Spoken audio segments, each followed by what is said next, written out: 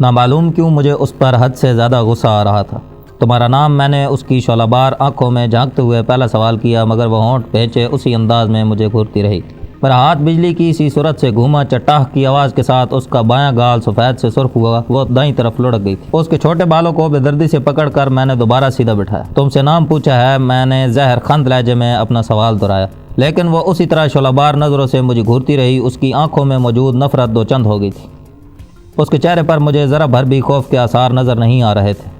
اسے خاموش پا کر میرا دایاں ہاتھ دوبارہ گھوما، اور پھر میں نے اسی پر اکتفا نہیں کیا تھا۔ 3-4 تھپڑ میں نے ایک تسلسل سے اس کے گالوں پر جڑ دیے تھے، لیکن اس مرتبہ اس نے خود کو لڑکنے سے بچائے رکھا۔ میرے تھپڑوں کا تسلسل رکتے ہی اس نے منہ میں جمع خون ایک جانب تھوکا اور آنکھیں بند کر کے بیٹھ گئی۔ مجھے اس کی دلیری پر حیرانی ہو رہی تھی۔ ایسی فاحشہ عورتیں تو حد درجے کی بزدل اور ڈرپوک ہوتی ہیں کہ ذرا سی دھمکی پر تھر تھر کانپنے لگ جاتی ہیں، مگر اسے میرے اتنی تشدد سے مارے گئے تھپڑوں کا بھی کوئی اثر نہیں ہوا تھا۔ میں نے اس کے بالوں سے پکڑ کر زوردار جھٹکا دیتے ہوئے کہا، شاید تمہیں عزت راس نہیں ہے، تمہاری بہتری اسی میں ہے کہ میرے ہر سوال کا بے چوں چراں جواب دے دو۔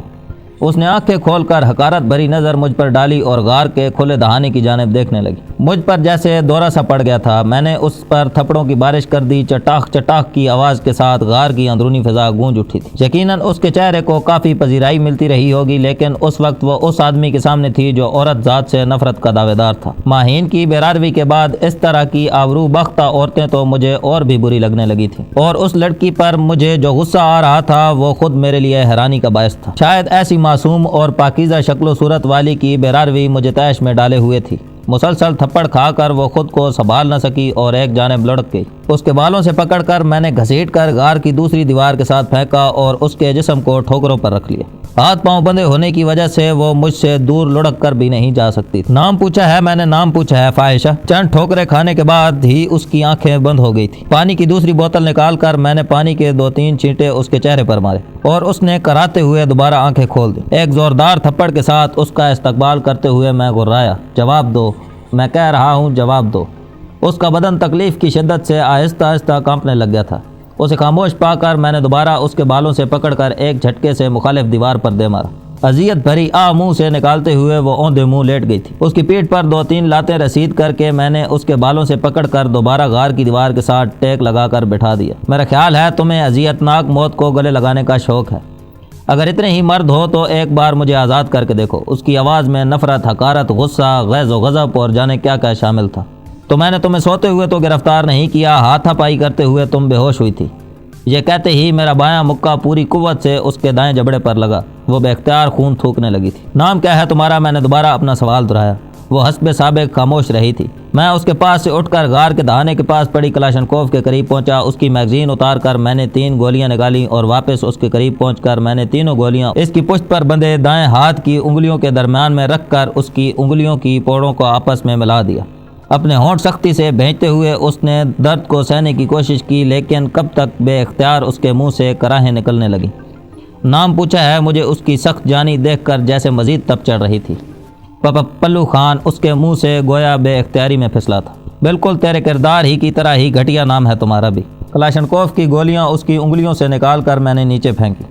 علاقہ کون سا ہے تمہارا؟ علام خیل، اس نے آنکھیں بند کرتے ہوئے جواب دیا۔ اب اپنے متعلق تمام تفصیل بتاؤ، میں نے اگلا سوال کیا، لیکن وہ ایک مرتبہ پھر خاموش ہو گئی تھی۔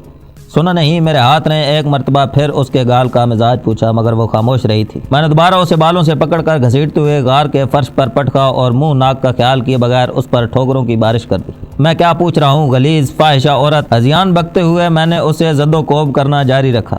عجیب ڈھیٹ لڑکی تھی، گھٹی گھٹی آواز میں کرا رہی تھی، لیکن میرے سوال کا جواب دینا اسے گوارا نہیں تھا۔ راجہ کیا ہو گیا ہے تمہیں؟ اسی وقت سردار غار میں داخل ہوا۔ اس نے ہاتھ میں کچھ سامان اٹھایا ہوا تھا۔ مجھے غصے کی شدت سے کف اڑاتے دیکھ کر اس نے ہاتھ میں پکڑا سامان نیچے رکھا اور فوراً مجھے کھینچ کر اس سے دور لے گیا۔ میں گہرے گہرے سانس لے رہا تھا۔ کیا ہوا ہے؟ بتاؤ نا تمہیں کیا ہوا ہے؟ سردار کے لہجے میں تشویش تھی۔ کچھ نہیں ہوا، وہ فاحشہ کچھ بتانے کو تیار ہی نہیں ہے، میں غضبناک لہجے میں چلایا۔ تو عورتوں سے پوچھ گچھ کرنے کا یہ کون سا طریقہ ہے؟ سردار نے افسوس بھرے انداز میں سر ہلایا۔ یہ عورت ہے، میں غصے میں چلایا، یہ ایک فاحشہ ہے، عورت کے نام پر دھبا ہے، کلنک کا ٹیکہ ہے، یہ اس قابل ہے کہ اس کے ساتھ اس سے بھی برا سلوک کیا جائے۔ کسی عورت کی بےراروی اس بات کی متقاضی نہیں ہوتی کہ اس کے ساتھ یہ سلوک کیا جائے، اور یہ تو معصوم لڑکی ہے، جانے کس بات نے اسے اس غلیظ مرد کی جھولی میں لا پھینکا ہے۔ سردار کو پلو خان کے ساتھ میرے ناروا سلوک پر بہت دکھ ہوا تھا۔ یار راجے، مجھے تم سے یہ امید نہیں تھی۔ یقیناً تم اپنے حواس میں نہیں ہو۔